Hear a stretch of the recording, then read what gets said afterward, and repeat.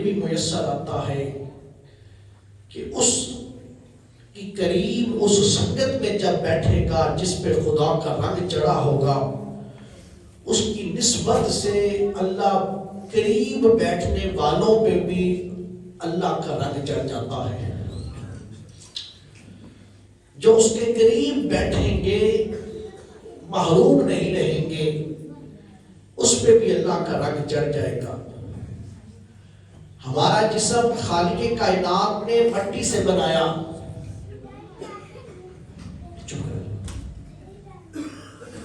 اللہ نے ہمارے جسم کو مٹی سے بنایا، اور مٹی کی یہ خاصیت ہے کہ یہ رنگ پکڑ جاتی ہے، اس کا رنگ بدلتا ہے۔ اور میں مثال دوں آپ کی تو حضرت شیخ سعدی شیرازی رضی اللہ تعالیٰ عنہ، آپ ایک دن بیان کرنے لگے اور فارسی کے اندر یہ کتاب لکھا۔ حضرت شیخ سعدی شیرازی لکھتے ہیں، گلے خوشبوئے در حمام روزے، کہ ایک دن تھا کہ مجھے حمام کی مٹی کسی دوست نے دی۔ ایک دن مجھے حمام کی مٹی میں سے پھول کی خوشبو آ رہی تھی، رسید از دست محبوب بدستم، اور وہ مجھے میرے دوست نے لا کر دی تھی۔ میرے دوست نے مجھے حمام کی مٹی لا کر دی، اس مٹی میں سے مجھے خوشبو آ رہی تھی اور پھول کی خوشبو آ رہی تھی۔ حضرت شیخ سعدی کہنے لگے کہ برو گفتم کہ مشکی یا امبری، تو میں نے اس مٹی سے یہ سوال کیا، میں نے اس مٹی سے یہ پوچھا کہ تم مشک ہے یا امبر ہے، کہ تیرے میں سے خوشبو آ رہی ہے، دیکھنے میں تو مٹی لگ رہی ہے لیکن تیرے میں سے خوشبو آ رہی ہے، تو کون سی مٹی ہے؟ ایک مشک خوشبو ہے، کیا تم وہ ہے؟ کیا تم وہ امبر خوشبو ہے کہ تم وہ ہے؟ از بوئے دل آویز تو مستم، کہ تیری خوشبو نے تو مجھے میرے دل کو مست کر دیا ہے، کہ یہ کیا چیز ہے کہ دیکھنے میں تو مٹی ہے لیکن اتنی خوبصورت تیرے میں سے خوشبو آ رہی ہے کہ تو نے میرے دل کو مست کر کے رکھ دیا ہے۔ اب وہ مٹی بولی، مٹی گفتگو کرنے لگی، کہنے لگی بگفتہ من گلے نہ چیزیں بودم، فرمانے لگی، مٹی کہنے لگی میں کوئی پھول تو نہیں ہوں، ایسی کوئی چیز تو نہیں ہوں، لیکن کیا ہے کہ ولیکن مدت با گلے نشستم، لیکن میں ایک عرصے تک ایک پھول کے ساتھ رہی ہوں، میں ایک عرصے تک پھولوں کے ساتھ رہی ہوں، جس کا نتیجہ یہ ہے کہ جمال ہم نشین در من اثر کرد، جس کے پاس میں رہی ہوں اس کا اثر میرے اوپر آ گیا ہے۔ میں پھول نہیں ہوں لیکن پھول کا اثر مجھ پہ آ گیا، ورنہ حقیقت یہ ہے کہ وگرنہ من ہما خاکم کے ہستم، کہ حقیقت تو یہ ہے کہ میں اپنی فطرت کے اندر ہے تو مٹی ہی ہوں، اپنی فطرت میں ہوں تو مٹی، لیکن میرے سے جو خوشبو آ رہی ہے وہ اس لیے نہیں آ رہی کہ میں نے جو ہے وہ میری فطرت بدل گئی ہے، میری فطرت وہی ہے جو میں مٹی ہوں، لیکن حقیقت یہ ہے کہ میں نے زندگی کا ایک عرصہ پھولوں کے ساتھ گزارا ہے۔ وہ زندگی کا ایک عرصہ جو میں نے پھولوں کے ساتھ گزارا ہے، اس کا نتیجہ یہ ہے کہ آج میری مٹی کے اندر سے بھی ان پھولوں کی خوشبو آ رہی ہے۔ تو مٹی ہے، اپنی فطرت کے اندر مٹی ہے، لیکن یہ مٹی پھولوں کے ساتھ کچھ عرصہ گزری، اس مٹی سے بھی خوشبو آنے لگی۔ دوستو، ہم سارے بھی مٹی کے ہی بنے ہیں، ہم اپنی فطرت کے اندر مٹی ہیں، ہم مٹی کے بنے ہیں، لیکن اس مٹی کے اوپر یہ مٹی رنگ پکڑ جاتی ہے، جیسی صحبت اس کو میسر آتی ہے، جیسی سنگت اس کو میسر آتی ہے، اس سنگت کا یہ اثر پکڑ جاتی ہے، جس کا نتیجہ یہ ہے فطرت میں یہ مٹی ہے، لیکن جیسی سنگت ہوتی ہے ویسا رنگ اس سے دکھائی دیتا ہے۔ برے لوگوں کی سنگت کے اندر انسان بیٹھتا ہے، برے لوگوں کا اثر بندے کے اوپر دکھائی دیتا ہے۔ انسان اچھے لوگوں میں رہتا ہے، اچھائی کا اثر دکھائی دیتا ہے، اور انہی اچھے لوگوں میں کوئی اللہ والا میسر آ جائے، کسی اللہ والے کی بارگاہ میں بیٹھے تو چند دن گزرتے ہیں، ایسا لگتا ہے کہ جیسا رنگ اس پہ چڑھا ہو ویسا ہی رنگ اس کے اوپر بھی دکھائی دے رہا ہوتا ہے، کہ مٹی ہے اپنی فطرت کے اندر انسان مٹی، لیکن جس کے قریب بیٹھے گا اس کا اثر اپنی ذات کے اوپر لے لے گا۔ اور لوگوں کائنات کے اندر بہت سارے رنگ ہیں، بہت سارے کائنات کے رنگ ہیں۔ آج ہم رنگوں کی گنتی کرنی شروع کریں تو آج رنگ ختم نہیں ہوتے، اس قدر رنگ ہیں، لیکن ہر رنگ کی کیفیت یہ ہے کہ ہر رنگ دھونے کے ساتھ دھل جاتا ہے، دھوپ میں مٹ جاتا ہے، اور وقت کے گزرنے کے ساتھ وہ پھیکا پڑ جاتا ہے۔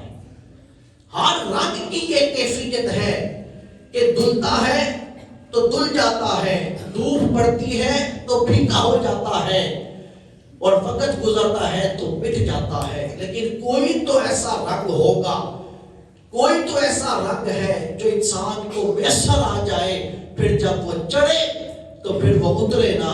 دوستو وہ کون سا رنگ ہے؟ قرآن کہتا ہے، پہلا سپارہ ہے اور آخری صفحہ ہے، خالق ارض و سما نے فرمایا کہ صبغۃ اللہ، یہ اللہ کا رنگ ہے، وَمَنْ أَحْسَنُ مِنَ اللَّهِ صِبْغًا، اور کائنات کے اندر بتاؤ کون سا رنگ ہے جو اللہ کے رنگ سے بہتر ہے؟ کون سا رنگ ہے؟ کوئی دکھائی نہیں دیتا۔ سامعین محترم، یہودیوں کا اور عیسائیوں کا یہ طریقہ تھا، ان کے ہاں کوئی بچہ پیدا ہوتا تو یہ طریقہ شروع کیا تھا یہودیوں نے، تو یہودیوں کے ہاں کوئی بچہ پیدا ہوتا تو 7ویں دن اس بچے کو زرد رنگ کے اندر نہلاتے تھے، پانی کے اندر زرد رنگ ڈالتے اور اس کے اندر نہلاتے اور کہتے کہ اس کے اوپر ہمارا رنگ چڑھ گیا، یا وہ کہتے کہ اسلام کا رنگ چڑھ گیا۔ کچھ عرصہ گزرا، یہی عادت جو ہے، یہی بات عیسائیوں نے پکڑ لی، تو عیسائی بھی یوں ہی کرنے لگے کہ بچہ پیدا ہوتا تو زرد رنگ کے اندر نہلاتے تھے اور یہ کہتے تھے کہ اس کے اوپر اسلام کا رنگ چڑھ گیا۔ سامعین محترم، رنگ چڑھتا تھا تھوڑی دیر کے لیے پھر اتر جاتا تھا۔ فرمایا کہ یہ بھی کوئی رنگ ہے جو چڑھتا ہے اتر جاتا ہے۔ صحابہ عرض کرنے لگے کہ آقا یا رسول اللہ ہمارے لیے کیا حکم ہے؟ حضور نے ارشاد فرمایا کہ یہ کوئی رنگ نہیں ہے جو چڑھایا اور اتر گیا۔ فرمایا کہ اتنی دیر گزرتی ہے، جبریل امین تشریف لے آتے ہیں، جبریل کہتے ہیں یہ آیت کریمہ نازل کی، فرمایا کہ صبغۃ اللہ ومن احسن من اللہ صبغا، لوگوں رنگ دیکھنا ہے تو صرف اللہ کا رنگ دیکھو، ومن احسن من اللہ صبغا، اور یہ کائنات کے کل رنگوں کے اندر سب سے حسین کوئی رنگ ہے تو وہ اللہ کا رنگ ہے۔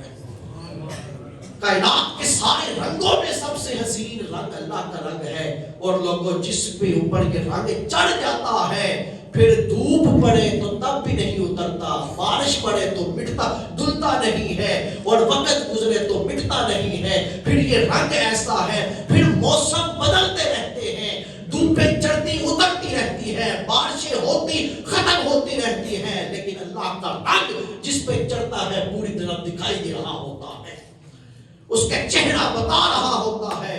اور میاں صاحب نے فرمایا تھا، حضرت میاں محمد بخش عارف کھڑی اور رومی کشمیر نے کہا تھا کہ کچا رنگ نیاری والا جڑا چڑھدا رہندا لیندا، عشق تیرے دا رنگ چڑھدا تے پھر کدی نہ لیندا، کہ جس پہ یہ خدا کی محبت کا، جس پہ خدا کا یہ رنگ چڑھ جاتا ہے دوستو پھر وہ کبھی اترتا نہیں ہے۔ لیکن بات یہ ہے، ایک تو ہے رنگ، ایک تو رنگ ہے، دوسرا رنگ کے ساتھ جب ذکر کریں تو پھر فوراً ذہن میں ایک اور بات بھی آتی ہے کہ رنگ تو موجود ہے، لیکن یہ رنگ کرنا کس نے ہے؟ رنگ ساز کون ہے؟ کون ہے جو یہ رنگ کرے گا؟ جب بازار سے رنگ خرید کے لاتے ہیں، پینٹ خرید کے لاتے ہیں، تو کسی نہ کسی رنگ والے کا بھی بندوبست کرتے ہیں۔ لوگوں پتہ تو چلا کہ رنگ حقیقت میں اگر کوئی ہے جس کو دوام ہے، جس رنگ کو بقا ہے، وہ رنگ اللہ کا رنگ ہے۔ اب سوال یہ ہے کہ یہ رنگ چڑھانا کس نے ہے؟ دوستو جب ہم یہ سوال آتا ہے تو پھر خالق کائنات کی طرف سے پھر جواب بھی آتا ہے، اور وہ کیا رنگ ہے، وہ کس کو اس نے رنگ چڑھایا، اور پھر اس نے اس کو اختیار بخش دیا کہ اب تیری بارگاہ میں کوئی آ کے بیٹھے، جو رنگ تجھ پہ چڑھایا ہے اس رنگ کی خیرات اپنے قریب بیٹھنے والوں کے اوپر بھی چڑھا دے۔ وہ کیا تھا؟ لوگوں دور مدین شہر ہے، دور مدین شہر ہے، اس مدین شہر کے اندر ایک پہاڑ ہے، وادی ہے، وادی سینا، اور اس وادی سینا کے اندر ایک پہاڑ ہے جسے طور پہاڑ کہتے ہیں، اور اس طور پہاڑ کا دامن ہے۔ اس دامن میں کھڑے ہو کر ایک خدا کے عشق کا طالب یہ آواز دے رہا ہے، خدا کے دیدار کا طالب آواز دے رہا ہے، کیا کہہ رہا ہے؟ ربی آرینی، مولا مجھے اپنا دیدار تو کروا۔ اب یہ ساری بات آپ نے سن رکھی ہے، وہ آواز دیتے رہے۔ رب نے یہ نہیں کہا کہ تو دیدار نہیں کر سکتا، بلکہ یہ کہا، یہ نہیں کہا کہ موسیٰ میں تیری بات ٹالتا ہوں، تو پیغمبر ہے، نہیں تیری بات نہیں ٹالتا، لیکن تیری آنکھوں میں طاقت نہیں، میں تو دیدار کرواتا ہوں لیکن تیری آنکھوں میں طاقت نہیں کہ تو میری دیدار کر سکے۔ موسیٰ خاموش ہو جاتے ہیں، آگے وہ جو سارا پہرا ہے اس کو سکپ کر کے اپنے موضوع پہ آتے ہیں۔ سامنے محترم موسیٰ کہنے لگے باری تعالیٰ میں تجھے کبھی دیکھ ہی نہیں سکوں گا۔ رب نے فرمایا کہ موسیٰ ہم تیرے اس سوال کا جواب دیں گے جب رجب کا مہینہ ہوگا اور رجب کی 27ویں رات ہوگی، جب میرا محبوب مجھے دیکھنے کے لیے آئے گا۔ اے موسیٰ تو اس کے راستے میں کھڑے ہو جانا، تیرے سوال کا جواب تجھے مل جائے گا۔ حضور علیہ السلام اس کائنات کے اندر جلوہ گر ہوئے، خالق کائنات نے شب معراج کی رات بلایا، حضور عرش اولا تشریف لے گئے، خدا کے جلووں میں حضور رہے۔ کتنی دیر رہے لوگوں کچھ نہیں کہہ سکتے کہ کتنی دیر رہے، لیکن وقت سمٹا، اتنا سمٹ گیا کہ کہنے والوں نے، لکھنے والوں نے لکھا کہ حضور واپس آ گئے۔ ابھی بستر گرم تھا، ابھی ٹہنی ہل رہی تھی، نل چل رہا تھا، حضور تشریف بھی لے آئے۔ اتنا سا عرصہ گزرا، کائنات رک گئی، لیکن لکھنے والوں نے یہ بھی لکھا کہ یہ ایک لمحہ کائنات والوں کے لیے تھا کہ کائنات کی جان نکل گئی تھی تو پیچھے کائنات رک گئی تھی۔ حقیقت میں حضور جس جہان میں چلے گئے تھے وہ جہان تو چل رہا تھا، تو وہ جو جہان چل رہا تھا وہ کوئی حضور اس جہان میں تھوڑا عرصہ نہ رہے، حضور اس جہان میں 27 سال رہ کے آئے۔ یہ بھی لکھا گیا، یہ بھی روایات کے اندر بات آتی ہے کہ 27 سال رہے لوگوں، جس نے اپنے رب کا دیدار 27 سال کیا، 27 سال کیا، 27 سال تک حضور کے درمیان اور مولا کے درمیان۔ ہم 27 کا لفظ بھی درمیان میں سے نکالتے ہیں، نہ جانے حضور کتنا عرصہ رہے، کتنا عرصہ رہے۔ ٹھیک ٹھیک کی بات کا دیدار ہوتا رہا، درمیان میں حجاب نہ تھا، رب اپنے انوار و تجلیات اپنے محبوب پہ ڈالتا رہا، بالحقیقت بالآخر پھر وہ مقام آ گیا۔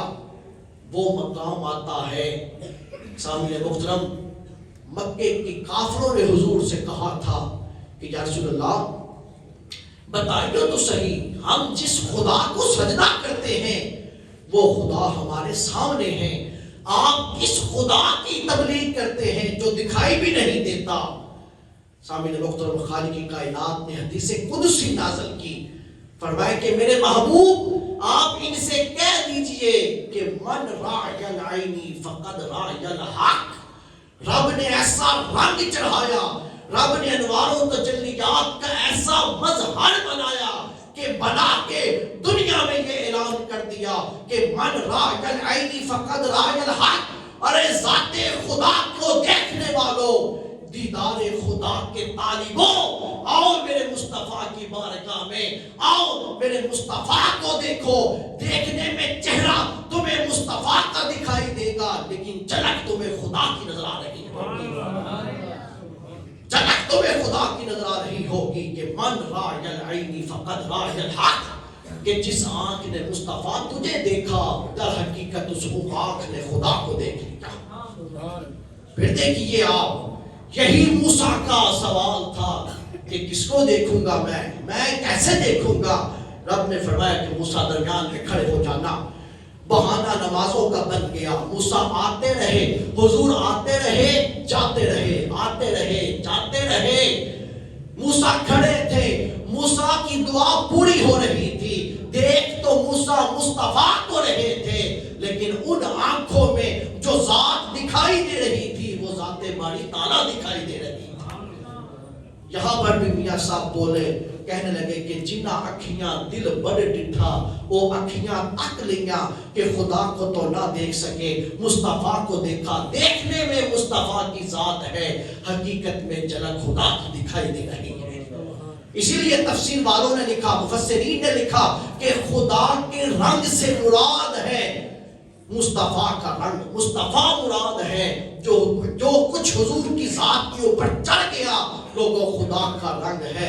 لیکن کمال جانیے، کمال دیکھیے، حضور کے اوپر رنگ چڑھا، حضور نے اس کو اپنی ذات تک محدود نہ رکھا بلکہ پھر جو حضور کے قریب ہوتا گیا حضور یہ خدا کا رنگ اس پہ چڑھاتے رہے. حضور یہ رنگ چڑھاتے رہے اس کے اوپر جو قریب ہوتا رہا. دوستو پھر دیکھیے اس کی ایک مثال اس کی. حضور ہجرت کر کے واپس تشریف لائے، بخاری میں بھی ہے اور مسلم میں بھی ہے. حضور ہجرت کر کے مدینہ طیبہ تشریف لائے، مسجد قباء میں. آپ جانتے ہیں حضور مسجد نبوی سے پہلے مسجد قباء میں آئے تھے. پہلے قباء کی بستی میں آئے تھے اور حضور کا 2 جگہ پر استقبال ہوا تھا. قباء میں علیحدہ استقبال ہوا اور مدینہ پاک میں علیحدہ استقبال ہوا. قباء کی بستی میں حضور 18 دن رہے. 18 دن کے بعد پھر جمعہ کا دن تھا، حضور جو ہے وہ مدینہ پاک تشریف لائے. جس وقت حضور قباء کی بستی میں آئے، جن 2 لوگوں نے حضور کو دیکھ رکھا تھا ان کو تو خبر تھی. جنہوں نے نہیں دیکھ رکھا تھا وہ حضرت صدیق اکبر کے ہاتھ چومنا انہوں نے شروع کر دیے. کوئی حضرت صدیق اکبر کے ہاتھ چوم رہا ہے، کوئی حضور کے ہاتھ کو بوسہ دے اور کوئی ابو بکر کے ہاتھوں کو بوسہ دے. ابو بکر سمجھ گئے کہ شاید ان کو پہچان نہیں ہو رہی. دوستو وہ ہوا کیا تھا؟ حضرت صدیق اکبر کو خدا نے یہ موقع دیا تھا اور کل صحابہ کرام میں یہ شان ابو بکر کی ہے. یہ شان، یہ عزت خدا نے ابو بکر کو ہی عطا کی کہ حضرت ابو بکر حضور کی خدمت میں رہے. 3 دن اور 3 راتیں ہجرت کا پورا سفر حضور کی خدمت تھا، لیکن یہ جو 3 راتیں ابو بکر کو ملی. لوگوں جس کو حضور کی بارگاہ کا ایک لمحہ مل جائے وہ صحابی بن جاتا ہے، ایک لمحہ. اور جس کو مسلسل اور بغیر حجاب کے 3 دن اور 3 راتیں ملی ہوں اس کو کیا درجہ نصیب ہوگا. 3 دن 3 راتیں حضور کا، حضرت صدیق اکبر کی گود ہے، حضور کا سر انور ہے. حضور دیکھ رہے ہیں، حضرت صدیق اکبر دیکھ رہے ہیں. حضرت صدیق اکبر کے چہرے پہ حضور کے انوار و تجلیات پڑ رہے ہیں. ارے وہ رنگ جو خدا سے حضور لے کے آئے وہ رنگ اب ابو بکر کو تقسیم ہو رہا ہے. اس رنگ کی جھلکیاں وہ رنگ ابو بکر پہ کیا جا رہا ہے، جس کے اثرات یہ تھے کہ جب مدینہ طیبہ میں پہنچے ابو بکر صورتاً حضور کے ساتھ مشابہت نہیں رکھتے تھے، لیکن جو 3 دن اور 3 راتیں گزری اس کا اثر یہ تھا کہ لوگ ابو بکر کو دیکھ رہے تھے. چہرہ ابو بکر کا تھا لیکن جھلک حضور کی دکھائی دے رہی تھی. جھلک حضور کی دکھائی دے رہی تھی، جس کا نتیجہ یہ تھا کہ کوئی ابو بکر کے ہاتھوں کو بوسہ دیتا، کوئی حضور کے ہاتھوں کو بوسہ دیتا. اب دیکھنے والوں نے حضرت ابو بکر پہچان گئے کہ شاید ان کو مغالطہ لگ رہا ہے. تو حضرت ابو بکر نے چادر لی، چادر لے کے حضور کے اوپر سایہ کر دیا. اب سایہ کیوں کیا گیا؟ کسی نے کہا کہ دھوپ پڑ رہی تھی اس لیے سایہ کیا گیا. سامعین محترم اگر یہ بات ہے تو یہ بھی تو حضور کا معجزہ ہے کہ حضور کے اوپر سائے کے لیے اللہ نے بادلوں کا انتظام کیا تھا. حضور جہاں جہاں چلتے تھے بادل سایہ کیا کرتے تھے. تو پھر سایہ کس بات کا تھا؟ پھر بات یہی سمجھ میں آتی ہے حضرت ابوبکر نے چادر اوڑھ دی تاکہ پتہ چل جائے لوگوں کو کہ جو چادر لے کے کھڑا ہے یہ غلام ہے، جو چادر کے نیچے بیٹھا ہے یہ غلام کا آقا ہے، یہ غلام کا آقا ہے. تو پتہ چلتا ہے لوگوں کہ جو رنگ خدا نے اپنے محبوب کو چڑھایا، جو قریب ہوا خدا نے وہی رنگ اس کے اوپر بھی چڑھا دیا. وہ رنگ رکا نہیں، وہ رنگ رک نہیں گیا، بلکہ یہ رنگ کا سلسلہ چلتا چلا آ رہا ہے. آج اللہ والوں کی بارگاہ میں بیٹھو، آپ دیکھیں گے، آپ یہ دیکھیں گے کہ اللہ والوں کی بارگاہ میں آپ بیٹھیں گے تو 2 4 6 10 لوگ بیٹھے ہوں گے، لیکن دیکھنے میں سارے ایک جیسے ہی لگ رہے ہوں گے، سارے ایک جیسے ہی لگ رہے ہوں گے. اور تصوف کی زبان میں اس کو توجہ اتحادی کہتے ہیں کہ اللہ والا نگاہ ڈالتا ہے، اس کے ظاہر اور اس کے باطن کو اپنا جیسا کر لیتا ہے. پھر جب اس کی طرف جھلک پڑتی ہے تو دیکھنے میں یوں ہی لگتا ہے جیسے سارے ایک جیسے ہی بیٹھے ہیں، جبکہ سب کے نئے نقش مختلف ہوتے ہیں. اس کے اوپر بہت ساری مثالیں تھیں لیکن آج تاخیر ہوئی اور وقت جلدی ختم ہوا. لیکن بڑی مشہور مثال ہے کہ سلسلہ عالیہ نقشبندیہ کا بہت بڑا نام حضرت خواجہ باقی باللہ رحمۃ اللہ تعالیٰ علیہ کا، حضرت مجدد الفسانی رضی اللہ تعالیٰ عنہ، آپ کے مرشد گرامی حضرت خواجہ باقی باللہ رحمۃ اللہ تعالیٰ علیہ. رات کا پچھلا پہر اور ایک مہمان آ گیا. مہمان آیا تو اس نے آ کے، اور اللہ والوں کے ڈیروں کی یہی بات ہے کہ کوئی آئے تو بغیر لنگر کے کوئی نہ جائے، خاصیت ہی یہ ہے. تو رات کے پچھلے پہر نان بھائی سے کہا اٹھو بھائی کھانا بنا دو. وہ اٹھا، اس نے کھانا بنایا. اس رات کی سردی کی رات تھی، ٹھنڈی رات تھی، اس نے کھانا بنا دیا، کھانا بن گیا. صبح مہمان چلا گیا، دل راضی ہو گیا. حضرت خواجہ باقی باللہ کہنے لگے کہ مانگ، تجھے جو مانگے کا عطا کریں گے. لوگوں یہ جو مانگنے کا طریقہ ہے یہ بھی کسی کسی کی ہی بات ہے. اور ایک اور بات یہاں پہ بتاؤں کہ یہ جو لانگڑی ہیں انہیں خود اپنی ذات کے اندر پتہ چل جائے کہ ہم کیا ہیں، ان کو خبر ہی نہیں ہے کہ ہم کیا ہیں. لانگڑی در حقیقت بھی اس مقام کے اوپر ہوتا ہے. اگر حقیقت میں لانگڑی ہو تو خدا اس کو اپنی قربتوں کی سیر کروائے. اگر یہ اپنے آپ کو سمجھ جائے کہ ہم کیا ہیں تو وہ حضرت خواجہ باقی باللہ کہنے لگے کہ مانگ، کیا مانگتا ہے، جو مانگے گا دوں گا. تو اس کی فوراً زبان سے بے ساختہ نکلا کہ جو کچھ آپ نظر آ رہے ہیں وہی کچھ آپ مجھے بھی بنا دیں، جو کچھ آپ دکھائی دے رہے ہیں وہ کچھ ہمیں بھی بنا دیں. اب خواجہ باقی باللہ چونکہ زبان کر بیٹھے تھے، بات کر دی تھی، تو آپ نے فرمایا کہ توجہ اتحادی کی نگاہ بڑھ کے آپ نے اس نان بھائی کو دیکھا. سامعین محترم جب دیکھا، اس کے ظاہر کو اپنا ظاہر کیا، اس کے باطن کو اپنا باطن کیا. حال یہ ہوا کہ سامعین محترم جس وقت توجہ اتحادی کی اس نان بھائی کے اوپر خواجہ باقی باللہ کا رنگ اس قدر چڑھ چکا تھا کہ دیکھنے میں محسوس ہی نہیں ہو رہا تھا کہ حقیقت میں خواجہ باقی باللہ کون ہے اور وہ نان بھائی کون ہے. خبر ہی نہیں تھی. کہاں سے لوگوں کو پہچان ہوئی؟ یہاں سے ہوئی. جو خواجہ باقی باللہ اصلی تھے، اصلی خواجہ باقی باللہ تھے، وہ ہوش و حواس میں تھے. جس پہ رنگ چڑھا تھا وہ مدہوش ہوا پڑا تھا. اور پھر اللہ نے اس کو یہ رتبہ دیا کہ خواجہ باقی باللہ آپ کے مزار کے ساتھ اس نان بھائی کی بھی قبر ہے. 7 قبریں ہیں دونوں کی، حضرت خواجہ باقی باللہ کی بھی اور نان بھائی کی بھی. یہ توجہ اتحادی تھا کہ خود رنگ چڑھا ایسا کہ دونوں دیکھنے میں ایسا ہی لگ رہے تھے. یہ سامنے محترم جس کے قریب رہیں گے اس کا رنگ پائیں گے، اس کا رنگ چڑھے گا. حضرت خواجہ شاہ سلیمان توسوی رضی اللہ تعالیٰ آپ کا وصال ہو گیا. تو سیال شریف کے مؤسس اول حضرت خواجہ شمس العارفین خواجہ شمس الدین سیالوی چہلم کے وقت موقع کے اوپر گئے اور تالاب کے اوپر بیٹھ کے تونسا شریف تالاب پہ بیٹھ کے وضو کر رہے تھے تو کسی نے آ کے شور کر دیا کہ شاہ سلیمان تونسوی زندہ ہو گئے ہیں، شاہ سلیمان تونسوی زندہ ہو گئے۔ لوگوں نے پوچھا خیر ہے کیسے زندہ ہو گئے؟ تو کہا کہ میں نے اپنی آنکھوں سے دیکھا ہے کہ تونسا شریف کے تالاب کے اوپر بیٹھ کے پیر پٹھان شاہ سلیمان تونسوی وضو کر رہے ہیں۔ تو آپ کے سجادہ نشین کی زبان سے نکلا نہیں، اس کو مغالطہ لگ رہا ہے، یہ سیال شریف کے خواجہ شمس الدین سیالوی ہوں گے جن کو دیکھ کے یہ کہہ رہا ہے۔ جب وہاں سے اٹھے تو جا کے دیکھا خواجہ شمس العارفین، حقیقت میں خواجہ شمس العارفین شمس الدین سیالوی تھے، لیکن ان کے اوپر پوری طرح رنگ حضرت شاہ سلیمان تونسوی کا چڑھ چکا تھا، پوری طرح رنگ شاہ سلیمان تونسوی کا تھا، اسی لیے جھلک ساری حضرت شاہ سلیمان تونسوی کی تھی۔ بات کو ختم کرے لوگوں، جن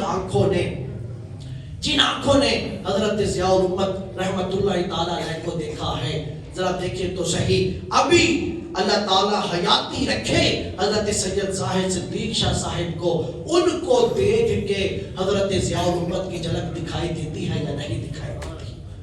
جانشین حضرت ضیاء الامت کو دیکھ کے حضرت ضیاء الامت کی جھلک دکھائی دیتی ہے یا نہیں دیتی؟ لوگوں یہی خدا کا رنگ ہے جو مصطفیٰ پہ چڑھا، مصطفیٰ نے اپنے غلاموں صحابہ پہ چڑھایا، نسل در نسل سینہ بر سینہ چلتا چلا آ رہا ہے، آج بھی یہ رنگ چڑھتا ہے، رنگ چڑھانے والے موجود ہیں، لیکن فرق صرف اتنا سا ہے لوگوں کی یاد رکھو، برے دوست سے تنہائی بہتر ہے، تنہائی سے بہتر اچھا دوست ہے، اور اچھے دوستوں کے اندر جس کو کوئی اللہ والا میسر آ جائے، جس پہ خدا کا رنگ چڑھا ہو، کوئی میسر آ جائے اس کے قریب ہو جاؤ، اس رنگ کی جھلک تمہارے اوپر بھی دکھائی دے گی۔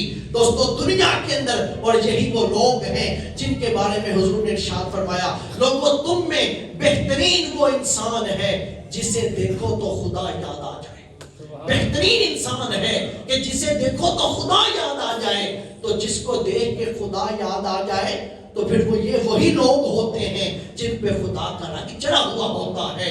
یہ دنیا کی ان کی شان ہے، اور آخرت کی شان یہ ہے، فرمایا کہ سارے رشتے ناتے ختم ہو جائیں گے، ماں بیٹے کو نہیں پہچانے گی، باپ بیٹے کو نہیں پہچانے گا، بھائی بہن آپس میں ایک دوسرے کے لیے اجنبی ہو جائیں گے، لیکن یہ دوستی پھر بھی قائم رہے گی کہ قرآن کہتا ہے الاخلاء یومئذ بعضهم لبعض عدو الا المتقین، ساری یاریاں، ساری سنگتیں، ساری دوستیاں ختم ہو جائیں گی۔